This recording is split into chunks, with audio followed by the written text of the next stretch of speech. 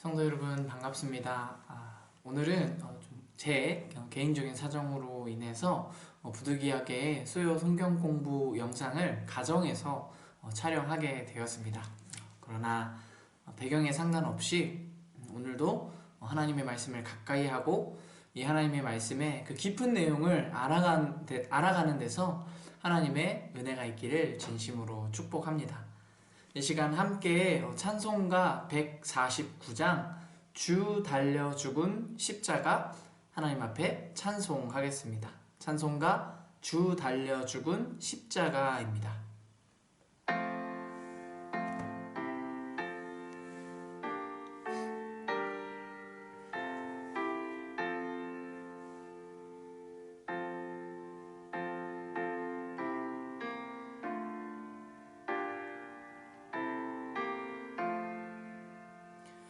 주 달려 죽은 십자가 우리가 생각할 때에 세상에 속한 욕심을 헛된 줄 알고 버리네. 죽으신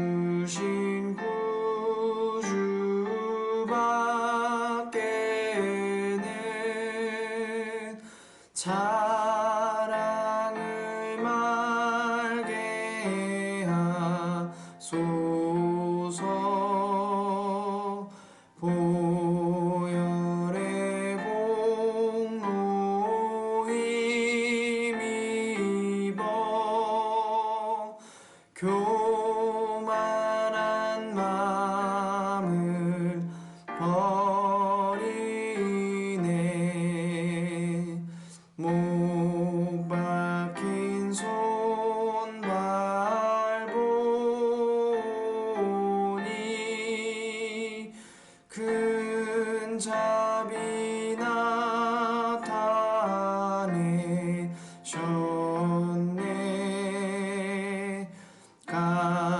가시로 만든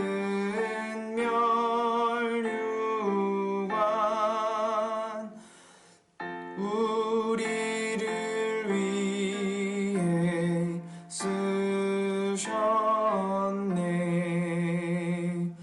온 세상 만물 가져도 주내 못 따갑겠네. 놀라운 사랑 받은 나 몸으로 죄물 삼겠네. 아멘.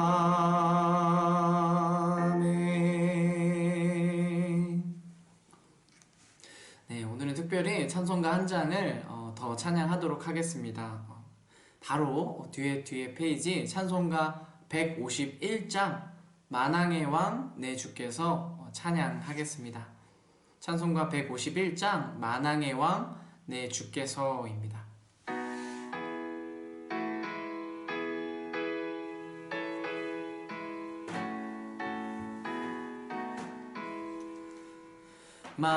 만왕의 왕 내 주께서 왜 고초당했나.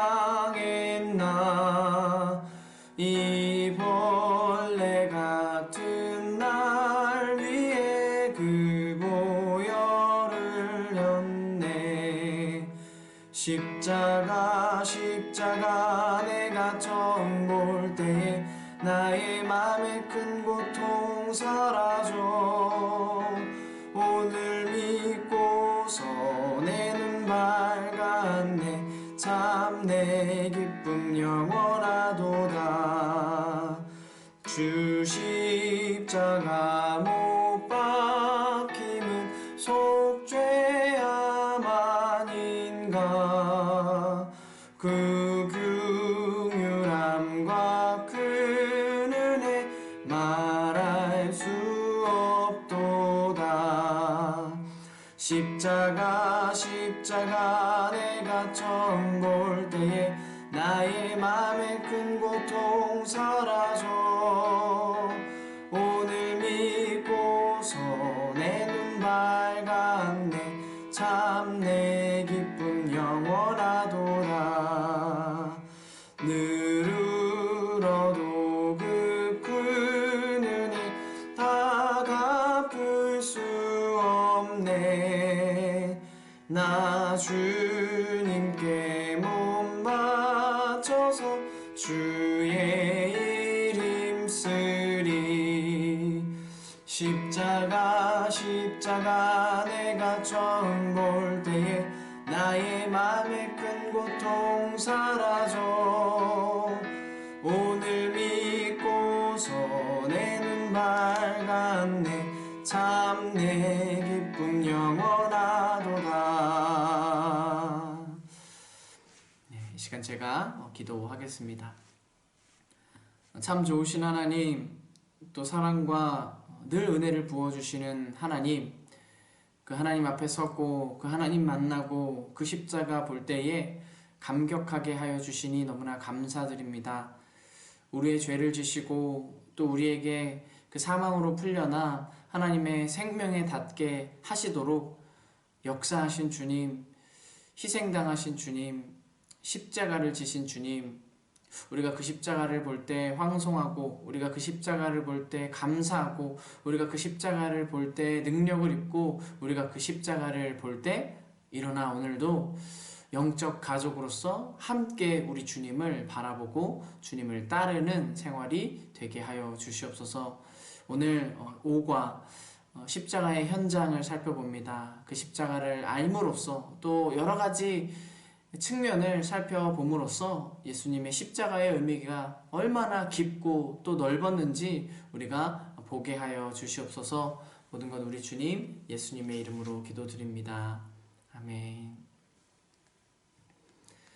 네, 오늘은 아볼로 성경공부 시리즈 1권, 그 중에서도 제5과 십자가의 현장에 대해서 살펴보겠습니다. 오늘은 특별히 그 중에서도 십자가의 현장, 이 현장에는 어떠한 함의들이 담겨 있는지 살펴볼 텐데요. 좀 다층적으로 살펴보겠습니다. 먼저는 골고다 언덕에 그 십자가가 서기까지 어떠한 시간적 순서들이 있는지 살펴보겠습니다.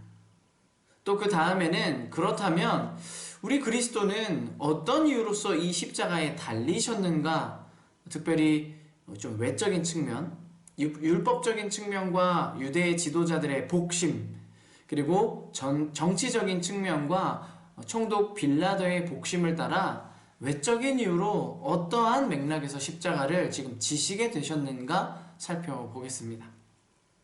그 다음으로는 정말로 십자가의 현장이 가진 의미들 4가지 특이점에 대해서 살펴볼 텐데요. 사람들에게 지웠던 십자가 형벌 중에 그 이전에 있었던 십자가 형벌과 우리 주님께서 지신 십자가 형벌이 어떻게 다른가, 같은 십자가가 아니라 어떻게 다른지 예수 그리스도의 십자가에 나타나는 4가지 특이점을 살펴보도록 하겠습니다. 예수님의 십자가는 신의적이었다, 또 자발적이었다, 예지적이었고 궁극적이었다, 이 4가지를 살펴보고요. 그리고 그 십자가에서 나타난 구원사적인 의미들, 곧 제사로서의 의미가 있다, 화해의 의미가 있다, 구속의 의미가 있다, 이 3가지 의미들도 이어서 살펴보겠습니다. 마지막으로는 그렇다면 2000년 전에 일어났던 그 과거의 십자가 사건이 오늘 나에게, 우리에게 어떻게 적용되는 것입니까? 이 십자가 사건의 주관적 적용에 대해서도 살펴보겠습니다. 먼저는 십자가의 현장, 예수께서 십자가에 달리시기까지의 서순을 살펴보겠습니다. 겟세마네에서 예수님은 평소와 같이 홀로 밤을 맞이하십니다. 이전에도 기도하셨던 그곳에서 제자들과 조금 떨어져서 또 기도하셨다라는 것인데요. 그러나 그날의 기도는 이전에 하셨던 기도의 시간이나 그 기도의 어떤 성격과는 무언가 많이 달라져 있었습니다. 예수님은 자신 앞에 놓인 잔을 마주하고 슬픔에 잠기십니다. 이 잔을 다 들이키게 되면 예수님은 버림을 받으시고 죄와 슬픔과 죽음을 온전히 짊어지게 되실 것이기 때문입니다. 예수님은 하나님 아버지께서 주시는 고난과 진노의 잔을 마시기로 결정하십니다. 이 잔이라는 의미는 구약 성경에서 심판과 진노를 나타내는 친숙한 상징이었습니다. 마태복음 26장에서는 예수님께서 지금 보고 계신 잔, 예수님이 받으신 잔이 하나님의 진노의 잔임을 은유적으로 강조하고 있습니다. 예수님은 이제 이 기도 끝에 곧 잡혀가심으로써 십자가에 달리시고 그 십자가를 통하여 하나님께 버림을 받게 되십니다. 그리고 그 하나님께 버림받는 그 상태에 이르기 전에 먼저 제자들에게서 버림받는 씁쓸함을 맛보십니다. 시편과 스가랴서의 말씀처럼 양들은 흩어져 버렸고 목자 되신 예수 그리스도는 어두운 골짜기를 기꺼이 가로질러 예루살렘 성을 향해 가십니다. 잡혀가신 예수님은 세상 법정 두 곳에서 재판을 받으시는데요. 하나는 대제사장과 장로들의 무리에 둘러싸인 공회였으며 다른 하나는 빌라도 총독 앞에서였습니다. 네가 하나님의 아들 그리스도인지 우리에게 말하라. 그렇게 묻는 대제사장의 목소리에는 강압과 경멸로 가득 찬 목소리가 들어 있었습니다. 그 대제사장의 물음에 대한 예수님의 대답은 네가 이미 말하였느니라 였습니다. 이 대답은 마치 예수님이 좀 답을 회피하시는 건가? 하나님의 아들 그리스도이심에 대한 그 대답을 회피하신 것인가? 수수께끼처럼 들리지만 유대인들의 이 언어 습관에 의하면 굉장히 관용어적인 표현을 따라 확정하신 그런 표현이라고 합니다. 하나님의 아들이 맞는지, 정말로 예수가 그리스도이신지에 대해서 당시의 언어 습관, 언어 범주를 따라 그가 맞다는 것을 강한 확신을 표하여 답변하셨다는 것입니다. 이어서 예수님은 이 마태복음 26장 64절에 보면 이렇게 말씀하십니다. 내가 너희에게 이르노니 이후에 인자가 권능의 우편에 앉아있는 것과 하늘 구름을 타고 오는 것을 너희가 보리라. 바로 이 선언과 이 말씀으로써 예수님은 되돌릴 수 없는 순간으로 들어가시는데요. 이 발언을 통해서 곧 인자가 예수 그리스도께서 권능의 우편에 앉아 있으실 것이라는 것과 장차 하늘 구름을 타고 오시리라는 그 선언을 통해 예수님은 자기 운명을 결정하셨습니다.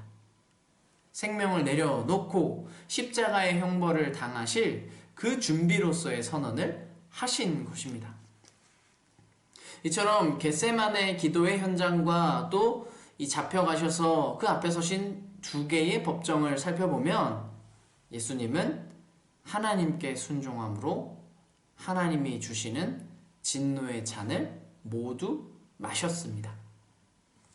또 하나님의 보좌 우편에 앉으실 하나님의 아들이 내가 맞다, 내가 그이다 선언하심으로써 되돌릴 수 없는 십자가의 길로 들어서십니다. 마태복음 27장의 후반부는 한마디로 십자가에 못 박히신 왕의 모습을 보여주는데요. 조금 달리 말하면 십자가에 못 박히신 하나님을 보여준다고도 표현할 수 있겠습니다. 마태복음 27장에 나온 그 본문은 십자가에 달리신 예수님의 모습을 통하여 두 가지 메시지를 던집니다. 하나는 굴욕의 모습이며 다른 하나는 겸손의 모습입니다. 예수 그리스도는 십자가에 달리시기까지 그리고 그 십자가를 달리신 중에도 모진 조롱과 고통과 이 희롱을 당하셨습니다. 모욕과 그 학대, 아주 수위가 짙은 모욕과 학대를 당하심으로 굴욕을 당하셨습니다. 형을 집행하는 로마 군병과 구경꾼들 앞에서 희롱을 당하셨지만 예수님은 그 모든 순환을 참으심으로써 죄인들을 위한, 곧 우리들을 위한 인내, 사랑, 자비와 같은 겸손을 보여주셨습니다. 그 골고다 언덕의 십자가 대속에는 아이러니들이 밀집되어 있다, 그렇게 표현하는데요. 존귀한 신분을 가진 왕께서 정말로 왕이신 그분이 왕이라 놀림을 받으며 조롱을 받고 있습니다.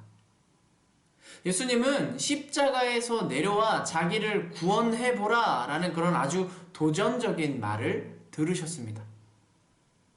그러나 정말로 예수님께서 내려오시면 그 조롱하는 말대로 십자가에 내려와 자기를 구원하시는 순간 하나님의 뜻을 따르기 위해 이 땅에 오신 의미는 모두 취소될 것입니다.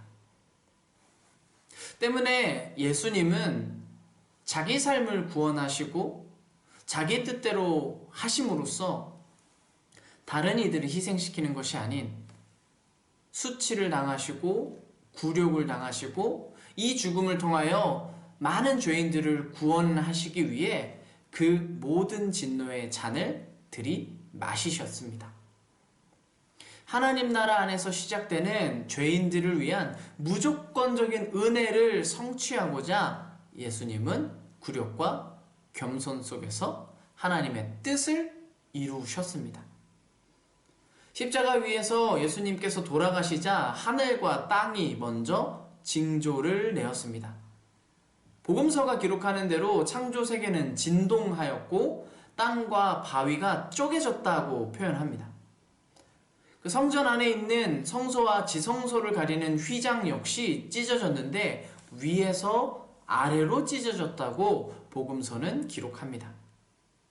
이것은 예수 그리스도의 십자가 죽음이 단순히 이 땅에서 벌어진 일이 아니라 위로부터 이루어진 일임을 우리가 염두에 볼 수 있습니다. 정리하면 예수님의 그 십자가는 죄와 죄의 결과에 대해서 전혀 보지 못하는 인간들, 예수님의 십자가가 누구를 위한 십자가인지 전혀 알지 못하는 죄인들을 위해 달리신 것임을 우리가 알 수가 있습니다. 죄인들을 향한 하나님의 무조건적인 은혜를 성취하기 위하여 하나님의 아들 예수 그리스도는 십자가에 달리셨습니다. 자, 그렇다면 이제는 바로 이러한 이해를 기초로 하여 십자가에 관한 다른 측면들을 살펴보겠습니다. 예수님께서 십자가에 달리셔야 했던 그런 이유들에는 어떤 측면이 있습니까? 율법적인 측면과 유대 지도층의 복심 먼저 살펴보도록 하겠습니다. 대제사장과 산헤드린은 예수님을 당시 로마의 총독, 로마의 유대 총독이었던 빌라도에게 고소합니다. 대제사장과 유대 지도자들이 노린 것은 바로 이 예수가 로마인들에 의해 십자가 처형을 당하는 것이었습니다. 그런데 신명기 21장 23절에 있는 모세의 법에 의하면 나무에 매달려 처형된 자는 하나님의 저주를 받는 자라 할 수 있었습니다.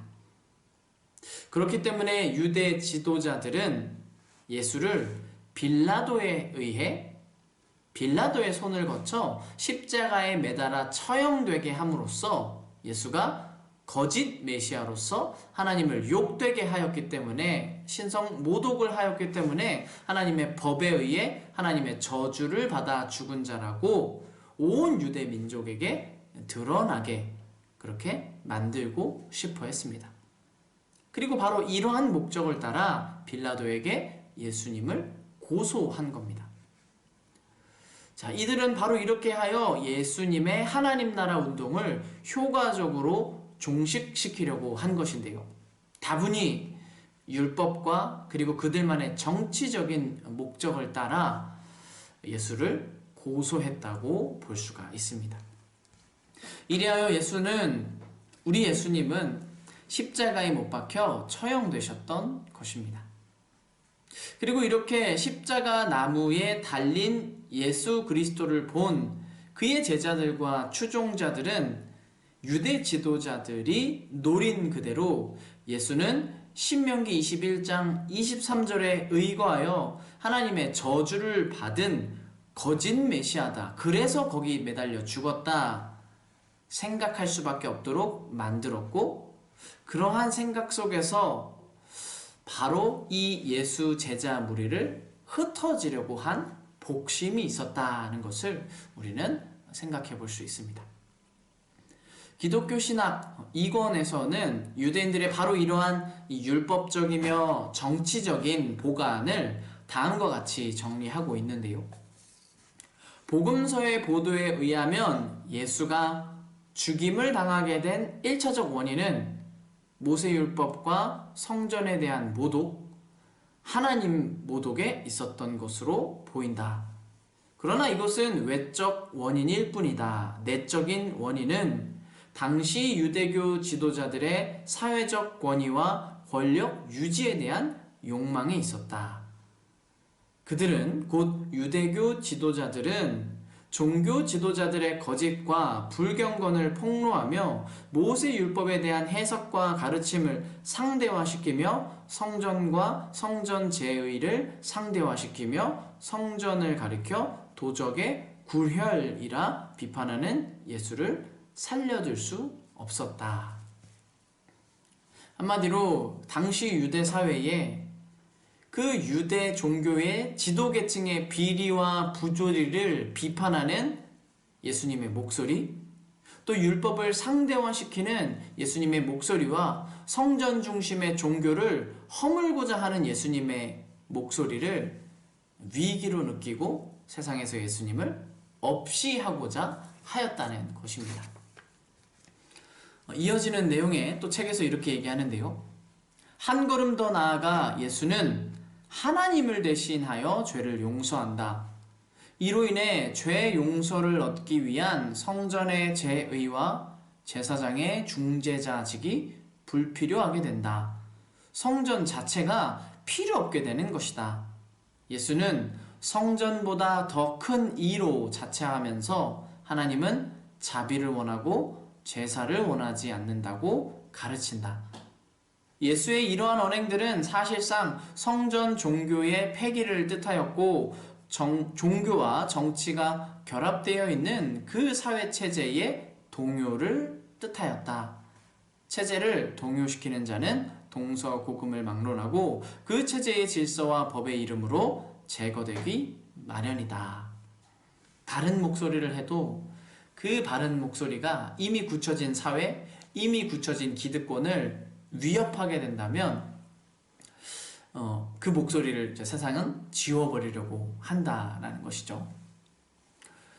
자, 그러므로 우리는 예수님이 대속의 의미로서 정말로 우리 구원 사건을 위해서도, 우리의 구원을 위해서도 십자가에 달리셨지만 예수님의 죽음의 다른 한켠에는 사람들의 권력 유지에 대한 욕망, 기득권자들의 그 기득권을 유지하고 싶고자 하는 그런 이제 야욕에서도 원인하였다. 자리를 지키려니까 예수 그리스도를 없애려고 했다라는 것을 생각해 볼 수 있습니다. 당시 이 예수님 당시의 유대 지도층의 그 모습을 보면 사람이 이런 거구나. 사람은 악한 일도 정말 열심히 하고 있고 정말 그 자기 길을 위해서 자기 안전과 자기 체제와 자기 기득권을 위해서라면 그 어떤 악한 일이라도 당위성을 마련해서 저질러 버리는구나. 그런 것을 우리가 충분히 생각할 수 있겠습니다. 당연히 예수님의 사역은 우리를 위한 사역이었습니다. 그리고 예수님의 십자가는 모든 죄인들을 위로하고 구원하고 하나님의 용서를 얻게 하는 사역이었습니다. 그러나 이런 율법적 측면도 있었다는 것을 다시 한번 확인해 보고요.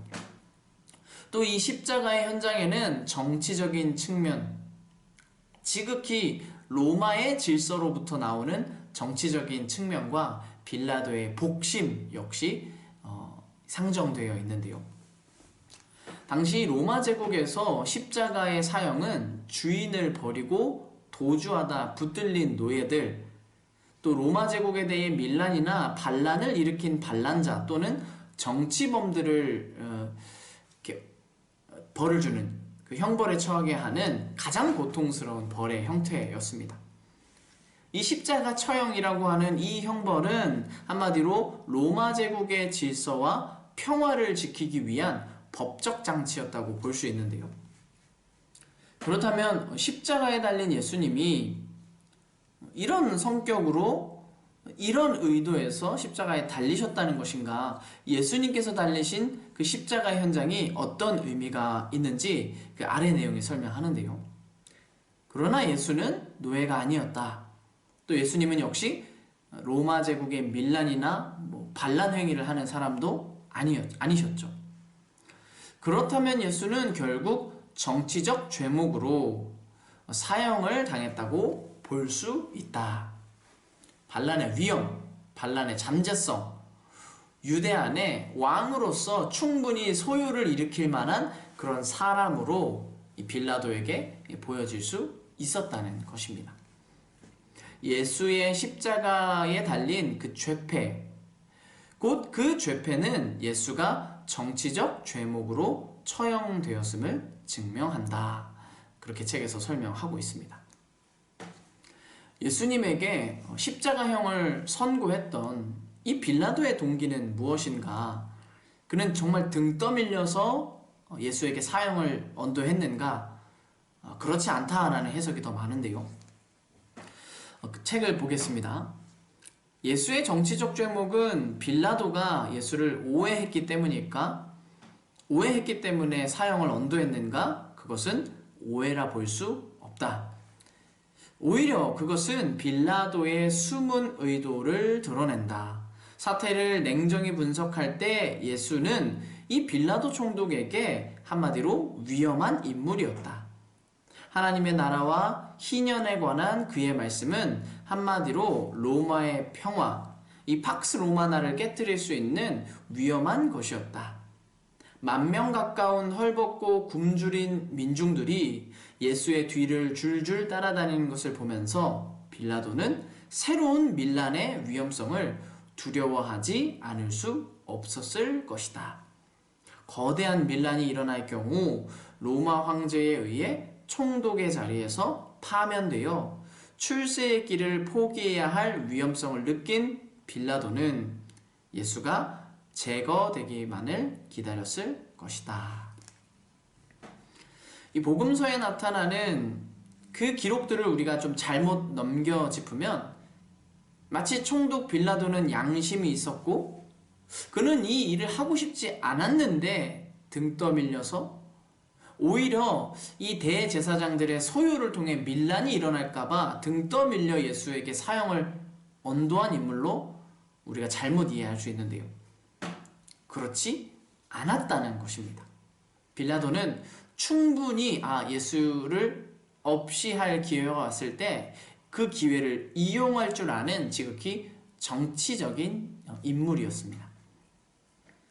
철학자, 유대인 철학자인 필론이나 역사가 요세푸스에 의하면 이 빌라도가 어떤 성품을 가지고 있었느냐, 그것이 잘 드러나는데요. 빌라도는 잔인하고 아주 간교한 사람이었다, 그렇게 쓰고 있습니다. 빌라도는 십자가의 현장을 통해 자기가 볼 이익을 계산하며 한편으로는 못 이기는 척, 지극히 어떤 정치인의 모습이죠. 이익을 계산하며 못 이기는 척, 그러나 자신의 출세길을 가로막을 수 있는 예수를 이번에 제거하면 되겠다, 그렇게 생각했을 수도 있습니다. 그리고 바로 이것, 대제사장과 장로들, 빌라도가 예수님을 대하는 방식이 곧 세상이 사람들을 대하는 방식 아닐까. 지극히 세상이 사람을 다루는 방식과 너무나 닮아 있다는 것을 우리가 볼 수 있겠습니다. 십자가의 현장이 가진 의미들이 그렇게 참 냉혹하기도 하고 참 무서운 그 사람들의 이익 논리에 의해 생겨난 부분이 없지 않아 있는데요. 그럼에도 불구하고 우리 예수님은 그 모든 사람들의 정치적인 계산에 의해 피해를 당하신 분이 아니라 예수는 신의적으로 그리고 자발적으로 예지적인 성격과 준궁극적인 성격으로서 스스로 십자가에 달리신 우리의 구주이십니다. 자, 이 십자가 현장에 나타난 4가지 특이점을 먼저 살펴볼 텐데요. 예수님의 십자가는 첫째, 신의적이었다는 것입니다. 그리스도는 자신의 죽음이 우발적으로 생긴 일이거나 어쩌다 그냥 자연스럽게 생겨나는 흐름을 타서 결국 십자가에 달리게 되는 그런 자연적인 일이 아니라 하나님의 구원 계획 가운데 필연적으로 이 포함되어 있음을 깨닫고 있었습니다. 죽음이 하나님의 구원 계획 가운데 필연적으로 포함되어 있음을 이미 알고 계셨다는 것입니다. 자신의 죽음으로 인해 인류에게 속죄의 길이 열릴 것을 이미 알고 계셨다라는 건데요. 그것을 암시하는 성경 구절들이 이렇게 요한복음 10장에 나타난 예수님의 말 속에 있습니다. 누구든지 나를 통하여 들어오면 구원을 얻고 드나들면서 꼴을 얻을 것이다. 도둑은 다만 훔치고 죽이고 파괴하려고 오는 것뿐이다. 나는 양들이 생명을 얻고 또 더 넘치게 얻게 하려고 왔다. 나는 선한 목자이다. 선한 목자는 양들을 위하여 자기 목숨을 버린다. 정말로 목자로 오시고 양떼들을 위해서, 흩어진 양떼들을 위해 오신 분이 자신이심을 아신 예수님은 나는 양들을 위하여 목숨을 버린다, 이미 모든 내용을 알고 계셨습니다. 그리고 두 번째, 십자가의 현장은 자발적이었다라는 것인데요. 죽음에 들어감에도 불구하고, 그럼에도 불구하고 예수님은 억지로 죽임을 당하거나 운명론적으로 흘러가는 것이 아닌 하나님의 뜻에, 또한 예수 그리스도도 자의적으로 그 십자가 죽음에 순종했습니다.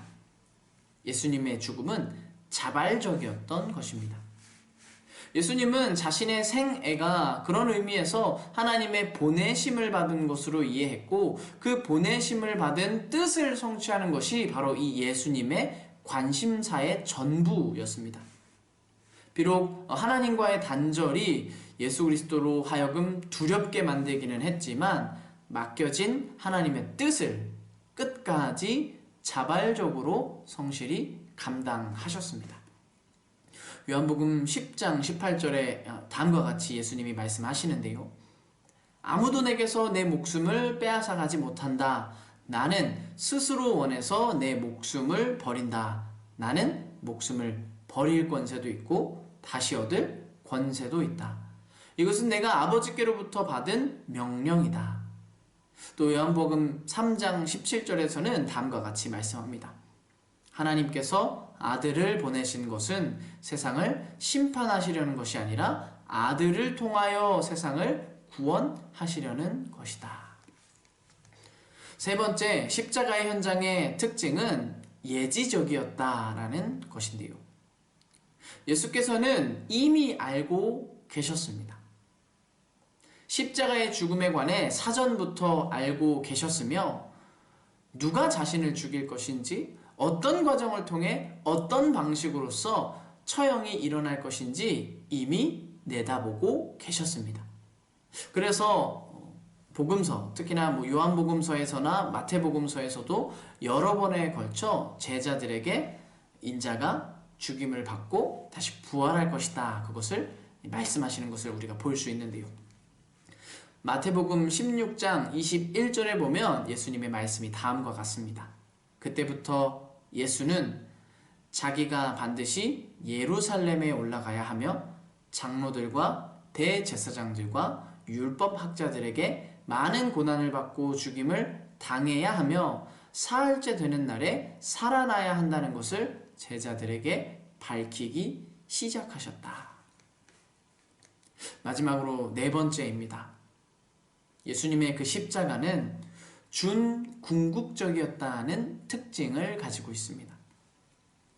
비록 십자가의 죽음이 예수님에게 부과된 필연적인 과제였지만 예수님은 그것이 최종적인 운명이 아니라는 것 또한 알고 계셨습니다. 죽음으로 끝나는 것이 아닌 십자가 대속에서 예수님이 끝나는 것이 아니라 영광스러운 부활을 통해서 다시 예수님께서 살아나시리라는 것을 예수님은 알고 계셨고, 부활까지 이르러야 그 하나님의 궁극의 사역이 성취된다는 것을 알고 계셨습니다. 십자가 사건의 의미는 정말로 이 부활 안에서 해석되고요. 따라서 예수님 자신의 죽음 예고는 대부분 이 부활의 약속과 동시에 나타나고 있음을 우리가 잊지 않아야 하겠습니다. 부활과 그 십자가를 함께 말하는 본문이 이렇게 나타나 있는데요. 마태복음 20장 18절과 19절입니다. 보아라, 우리는 지금 예루살렘으로 올라가고 있다. 인자가 대제사장들과 율법학자들에게 넘겨질 것이다. 그들은 그에게 사형을 선고할 것이며 그를 이방 사람들에게 넘겨주어서 조롱하고 채찍질하고 십자가에 달아서 죽게 할 것이다. 그러나 그는 사흘째 되는 날에 살아날 것이다. 아멘. 이렇게 예수님께서 달리신 십자가의 현장을 보면 이전에 로마 제국이 형벌을 내렸던 다른 십자가의 경우와 구분이 되는 특이점들이 분명히 존재합니다. 예수 그리스도의 십자가 현장은 신의적이었으며 자발적이었고 예지적이었으며 준궁극적이었습니다. 그럼 이제는 나아가 예수님이 그 십자가에서 어떤 일을 성취하셨는지 구원사적인 측면에서 예수님의 십자가의 현장을 이해해 보겠습니다. 첫째, 먼저 제사로서의 의미가 있는데요. 예수 그리스도는 십자가를 통해 죄를 덮으시는 사역, 그리고 하나님의 진노를 풀어버리시는 사역, 곧 제사의 의미로서 십자가를 감당하셨습니다. 두 번째, 화해의 의미가 있는데요. 예수님은 십자가로서 하나님과 인간 사이의 그 관계를 다시 화목하게 하시는, 화해하게 하는 구속의 사역을 감당하셨습니다. 세 번째, 구속의 의미인데요. 예수 그리스도는 그 십자가를 통하여 죄와 사탄과 율법과 죽음의 노예 상태 안에 놓인 그 인간을, 죄인들을 완전히 그 모든 노예된 상태로부터 건지셨습니다. 자유하게 하는 구속의 사역을 십자가를 통해 감당하셨습니다. 이 세 가지를 한번 더 자세히 살펴보겠습니다. 먼저 제사로서의 의미입니다. 구약 성경에 제시된 옛날 이스라엘 백성의 구원 방법을 한번 생각해 보겠습니다. 1년에 한 번씩 구속의 날에 대제사장이 지성소에 들어가서 언약궤를 덮는 이 시은좌에 속죄 짐승의 피를 뿌림으로 말미암아 이스라엘 백성의 1년의 죄가 용서받곤 하였습니다. 이 구약의 속죄 방법은 예수 그리스도의 십자가에서 종말론적으로 완성될 이 구원에 대한 그림자였는데요. 바로 그림자였기 때문에 구약의 그 속죄 제사는 매년 되풀이 되었습니다. 따라서 예수님의 그 십자가에서의 속죄적 죽음을 그러한 구약의 제사 그림을 통하여 설명할 수 있는데요. 예수 그리스도의 죽음은 십자가에서의 제사였다는 것입니다. 제사에는 두 가지 기능이 있습니다. 하나는 죄를 덮는 것, 곧 하나님께서 인간의 죄를 보시지 않도록 피로 덮어버려 그 죄가 덮여지는 것을 의미합니다.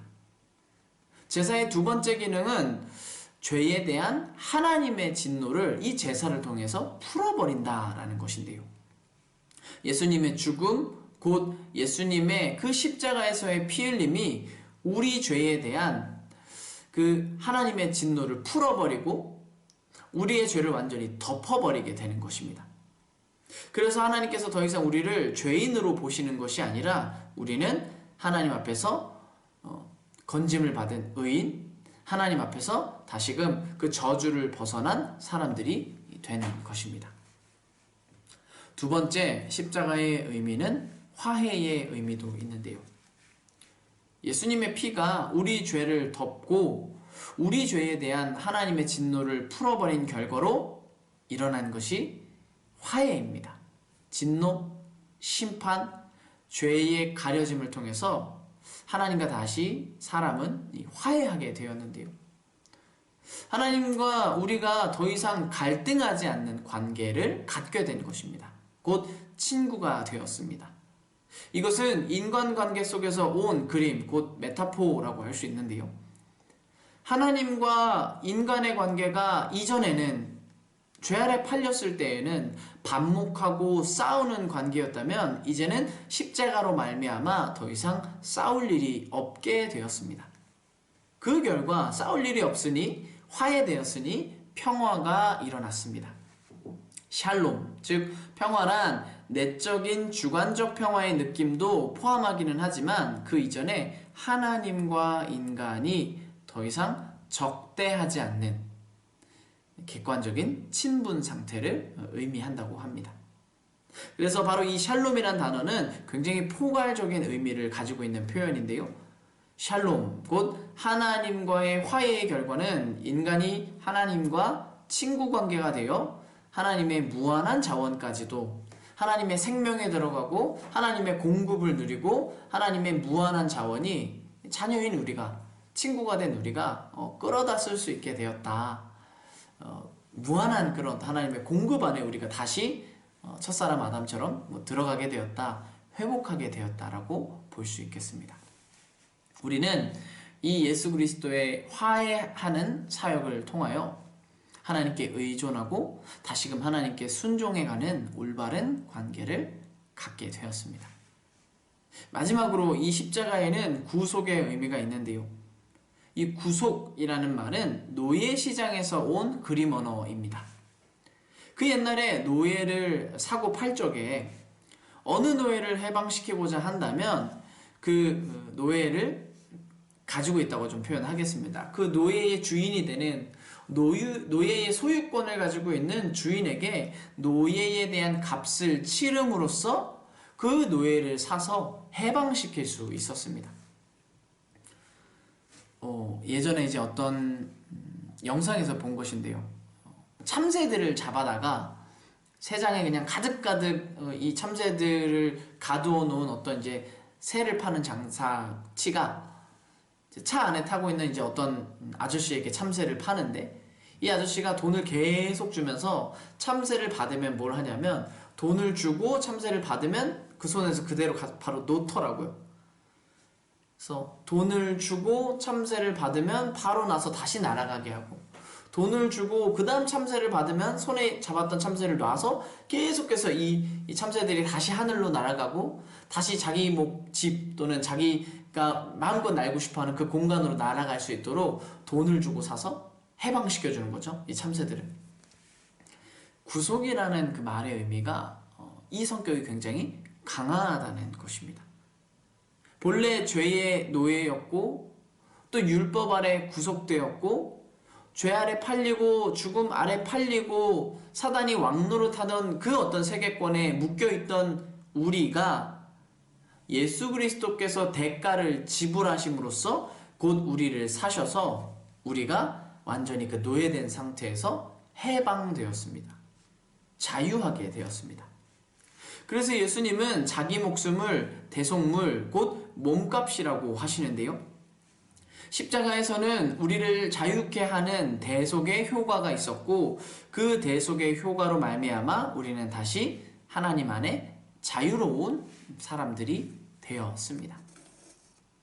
이렇게 십자가의 의미는 참 우리에게 생명을 주고 우리에게 하나님과의 화해를 이루고 우리의 죄가 항상 하나님 앞에 발견될 수밖에 없는 우리의 죄가 덮여지게 됨으로써 정말로 하나님과 화목하게 되었다는 것을 볼 수가 있겠습니다. 그렇다면 이제 마지막으로 그 2000년 전에 아주 먼 그 과거의 역사가 어떻게 우리에게로 적용되는 것인지 살펴보겠는데요.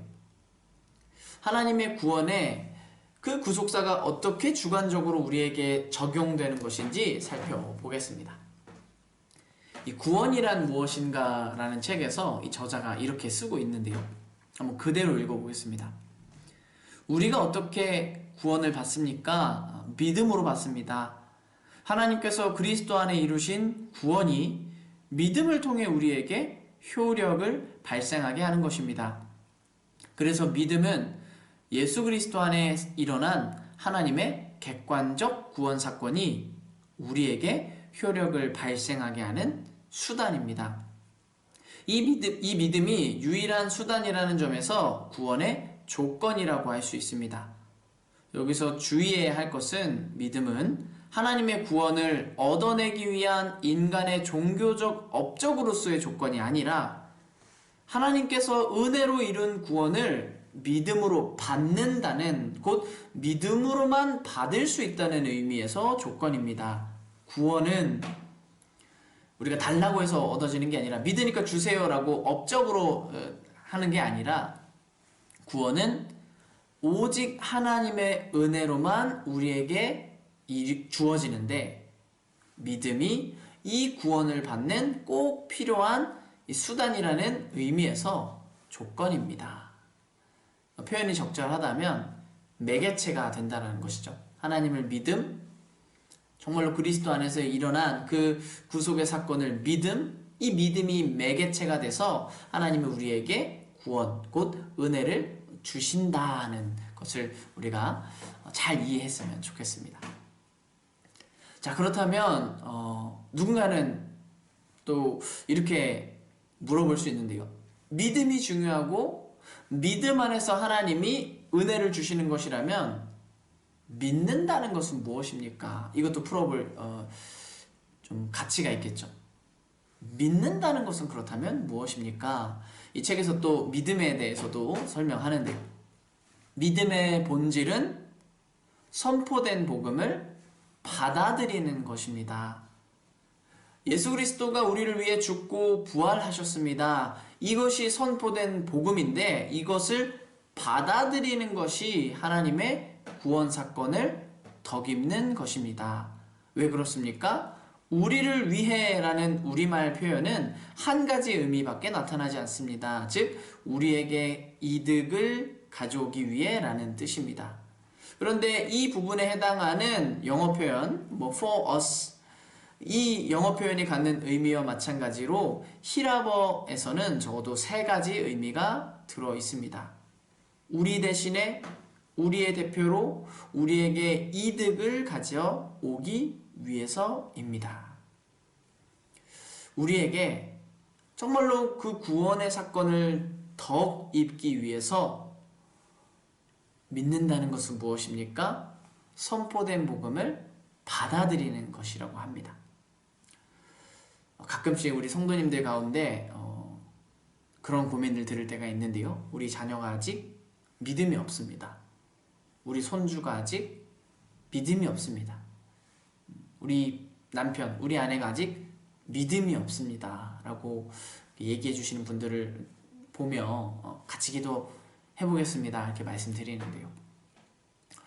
그렇게 기도했으면 좋겠습니다. 우리 자녀가 이 선포된 복음을 듣고 받아들일 수 있도록 믿음을 허락하여 주시옵소서.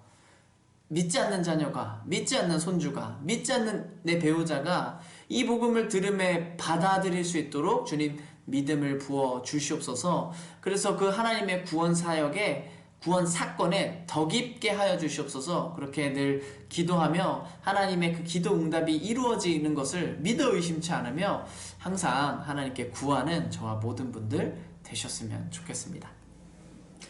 제5과 십자가의 현장을 정리할 텐데요. 이처럼 예수 그리스도께서 지신 십자가의 현장은 우리 대신에 우리의 대표로 우리에게 이득을 가져오기 위해서 예수님께서 지신 현장입니다. 예수님의 십자가 현장을 통하여 그리고 그 소식을 믿음으로 받아들이는 사람마다 하나님과 화목하게 되었습니다. 또 하나님의 건지심을 받을 수 있게 되었습니다. 죄와 사망과 율법으로부터 자유함을 얻게 되고 더 이상 하나님의 진노가 아닌 하나님과 잇닿아 있는 인생, 하나님의 생명으로 들어가 이 하나님으로부터 참 모든 두루 공급을 받는, 영에 있어서나 육에 있어서나 하나님에게 공급을 받는 그런 생명을 가진 자가 되는 것입니다. 모든 분들이 이 사순절 기간에 십자가의 현장을 묵상하고 또 묵상하면서 은혜 가득한 한 주 보내시면 좋겠습니다. 제가 마무리 기도하겠습니다. 사랑과 은혜가 많으신 하나님, 그리고 참 좋으신 하나님, 이 땅에 하나님의 아들 예수 그리스도를 보내주심으로써 우리가 하나님의 은혜를 입게 되었음을 믿습니다. 예수님을 알면 알수록, 예수님의 사역을 보면 볼수록 우리를 향하신 하나님의 사랑과 하나님의 우리를 찾으시는 그 마음이 얼마나 큰지를 우리가 보게 됩니다. 우리의 믿음을 부어주시는 그 하나님께 감사드리며 우리 주변에 아직 믿지 않는 자가 있습니다.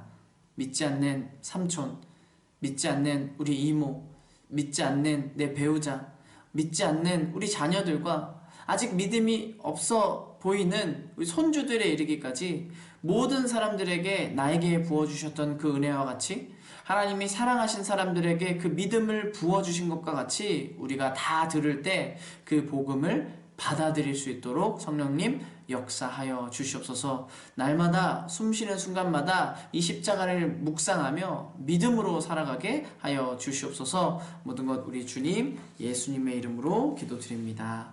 아멘. 우리 주기도문으로 이 성경 공부를 마치겠습니다. 하늘에 계신 우리 아버지, 아버지의 이름을 거룩하게 하시며 아버지의 나라가 오게 하시며 아버지의 뜻이 하늘에서와 같이 땅에서도 이루어지게 하소서. 오늘 우리에게 일용할 양식을 주시고 우리가 우리에게 잘못한 사람을 용서하여 준 것 같이 우리 죄를 용서하여 주시고 우리를 시험에 빠지지 않게 하시고 악에서 구하소서. 나라와 권능과 영광이 영원히 아버지의 것입니다. 아멘.